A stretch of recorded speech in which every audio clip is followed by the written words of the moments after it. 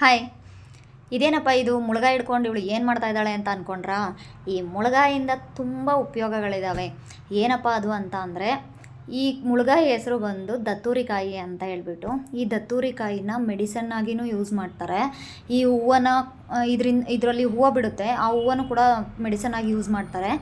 ಈ ಕಾಯಿ ಶಿವನಿಗೆ ಮತ್ತು ಲಕ್ಷ್ಮಿಗೆ ತುಂಬ ಪ್ರಿಯವಾಗಿರತಕ್ಕಂಥದ್ದು. ಈ ಸಮುದ್ರ ಮಂಥನದ ಸಮಯದಲ್ಲಿ ಲಕ್ಷ್ಮಿ ಹುಟ್ಟೋದು, ಲಕ್ಷ್ಮಿಗೂ ಕೂಡ ಈ ಕಾಯಿ ಬಂದು ತುಂಬ ಇಷ್ಟ.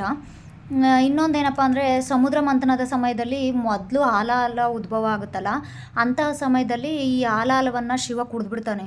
ಆವಾಗ ಗಂಟ್ಲಿನಲ್ಲಿ ಏನು ಹಾಲ ಇರುತ್ತಲ್ಲ, ಅದು ದತ್ತೂರಿ ಗಿಡವಾಗಿ ಉದ್ಭವ ಆಗುತ್ತಂತೆ. ಹಾಗಾಗಿ ಈ ದತ್ತೂರಿಕಾಯಿಯಿಂದ ಶಿವನಿಗೆ ದೀಪ ಹಚ್ಚೋದ್ರಿಂದ ತುಂಬ ಒಳ್ಳೆಯದು ಅಂತ ಹೇಳಿ ನಾನು ದೀಪ ಹಚ್ಚುತ್ತಾ ಇದ್ದೀನಿ.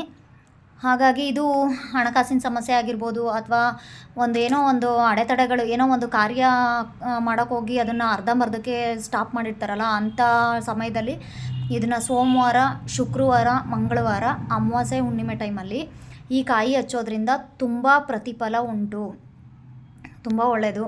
ಹಚ್ಚಿ ನೀವು ಕೂಡ ಟ್ರೈ ಮಾಡಿ. ಇದು ಹಳ್ಳಿ ಕಡೆ ಸಿಗ್ತಾಯಿತ್ತು ಅವಾಗೆಲ್ಲ, ಬಟ್ ಇವಾಗ ಅಪರೂಪ.